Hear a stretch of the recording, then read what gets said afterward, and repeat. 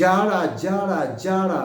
हाँ, जाड़ा का महीना है बहुत तगड़ा, क्योंकि हमारे घर के ऊपर बालक यीशु का तारा है खड़ा, क्योंकि सभी और यीशु के आगमन की बजती है नगाड़ा।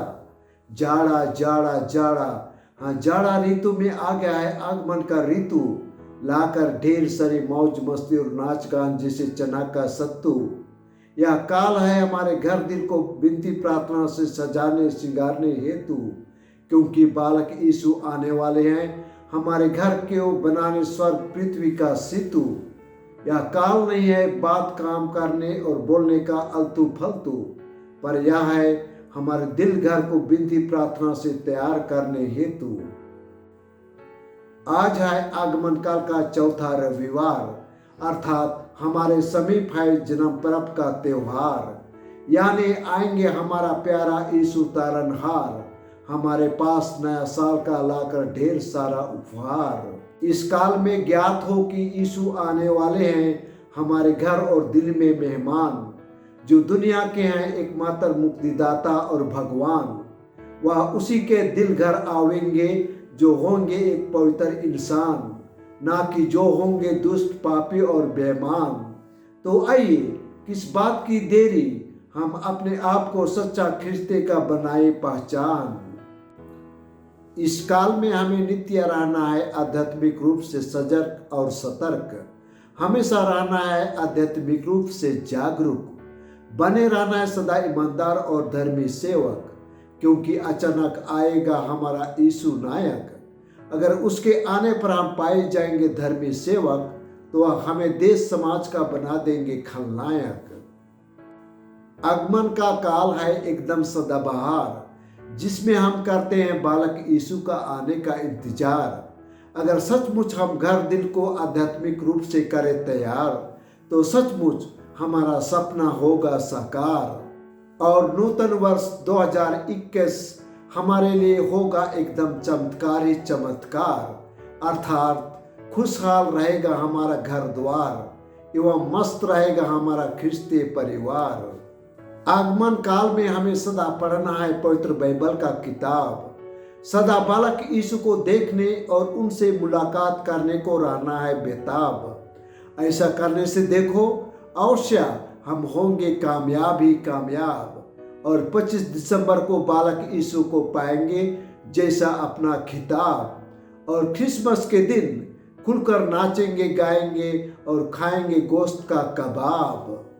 भाइयों बहनों, अगर हम बनाएंगे अपने दिल घर में यीशु के लिए चरनी, तो निश्चय वहाँ बालक यीशु की होगी मेहमानी। और करेंगे हमारे दिल घर द्वार का श्रृंगार पतार, तो वहाँ बालक यीशु बसाएंगे अपना घर परिवार, बनाएंगे घर परिवार को एक सदाबहार। तो आइए इस काल में करें अपने दिल और घर का परिष्कार, और करें अच्छा पाप स्वीकार।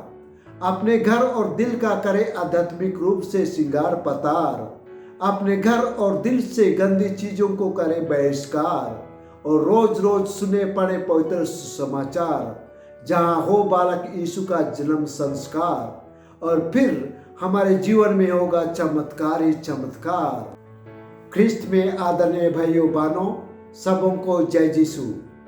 आज का दिन हमारे खुशी और उल्लास मनाने का दिन है, क्योंकि आज आगमन काल का चौथा रविवार है, और आज और इस सप्ताह का विषय वस्तु शांति है, अर्थात क्रिसमस प्रभु का दिन समीप है।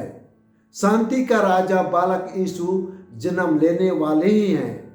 बालक यीशु हमारे दिल एवं हमारे घर परिवार में आने ही वाले हैं, लेकिन हमें ज्ञात हो कि बालक यीशु उन्हीं दिलों में आएंगे, उन्हीं घर परिवार में आएंगे जहाँ नम्रता और पवित्रता होगी, जहाँ के लोग नम्र विनम्र रहेंगे, पवित्र और धर्मी होंगे। बालक यीशु वहीं आएंगे जहाँ शांति होगी। यीशु वहीं आएंगे जहाँ ईश्वर की मंदिर होगी, अर्थात जहाँ विनती प्रार्थना होगी। आज के प्रथम पाठ में हम देखते हैं दाऊद ईश्वर के प्रति नम्र विनम्र व्यक्ति है, धर्मी और पवित्र इंसान है, और ईश्वर के लिए मंदिर बनवाना चाहता है। इसलिए ईश्वर प्रसन्न होकर उसे आश्वासन देता है और वादा करता है कि ईश्वर उसके पास आएगा और उसके साथ निवास करेगा और ईश्वर उसके वंशज से एक ऐसा साम्राज्य खड़ा करेगा जो सदा सदा के लिए उसके साथ बना रहेगा। और आज का द्वितीय पाठ में हम संत पौलुस का विनम्रता को देखते हैं, जहां सचमुच संत पौलुस विनम्र व्यक्ति था। इसलिए कुरिन्थियों के नाम संत पौलुस का दूसरा पत्र अध्याय 12 पद संख्या 10 में कहता है, जब मैं कमजोर हूं तब मैं बलवान हूं। और ईश्वर संत पौलुस का नम्रता देखकर प्रसन्न होकर गुप्त रखा हुआ रहस्य को प्रकट करता है। और संत पौलुस ईश्वर की विनम्रता से स्तुति गान करता है एवं आज के पवित्र समाचार में स्वर्गदूत गब्रिएल माता मरियम के पास यीशु के जन्म की घोषणा करने के लिए आता है। भाइयों बहनों, क्या जानते हैं माता मरियम को ही यीशु की मां बनने के लिए क्यों चुना गया? क्योंकि मां मरियम अति निष्कलंक, पवित्र, धर्मी एवं विनम्र थी। हाँ भाइयों बहनों, बालक यीशु उन्हीं दिलों में, उन्हीं घर परिवारों में आएंगे जहां नम्रता विनम्रता होगी, जहां पवित्रता और धार्मिकता होगी। एक बार एक अंधेरे कमरे में बालक यीशु के आगमन की तैयारी में 4 मोमबत्तियां जल रही थी। एक का नाम था आशा, दूसरा का नाम था प्यार, तीसरा का नाम था आनंद और चौथा मोमबत्ती का नाम था शांति।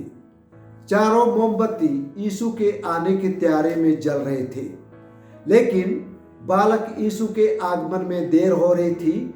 इसलिए 3 मोमबत्तियां आशा, प्यार और आनंद बुझने वाले थे।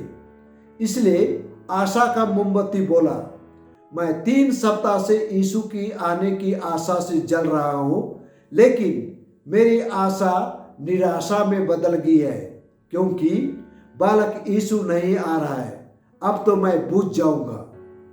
इस पर प्यार का मोमबत्ती बोला, मैं भी बालक यीशु के आने के इंतजार में प्यार और प्रेम से 2 सप्ताह से जल रहा हूं, लेकिन अभी तक बालक यीशु नहीं आया है।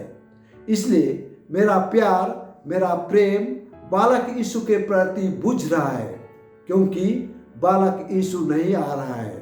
इस पर आनंद का मोमबत्ती भी बोला, मैं भी बालक यीशु के इंतजार में आनंद और खुशी से 1 सप्ताह से जल रहा हूं, लेकिन अब तो मेरा आनंद उदासी में बदल गया है क्योंकि बालक यीशु नहीं आ रहा है। अब तो मैं भी बुझ जाऊंगा।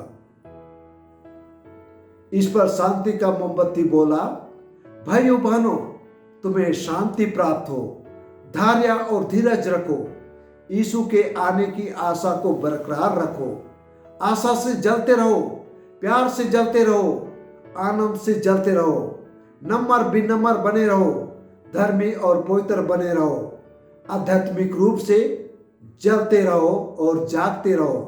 बालक यीशु निश्चय 25 दिसंबर को जरूर आएंगे और यह सच निकला। बालक यीशु 25 दिसंबर को उस अंधेरे कमरे में आ गया और पूरा कमरा प्रकाश और ज्योति से भर गया।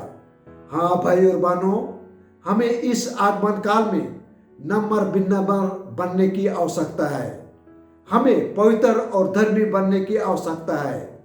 यीशु जल्द जरूर आएंगे और हमारे दिलों में, घर परिवार में ज्योति और प्रकाश से भर देंगे।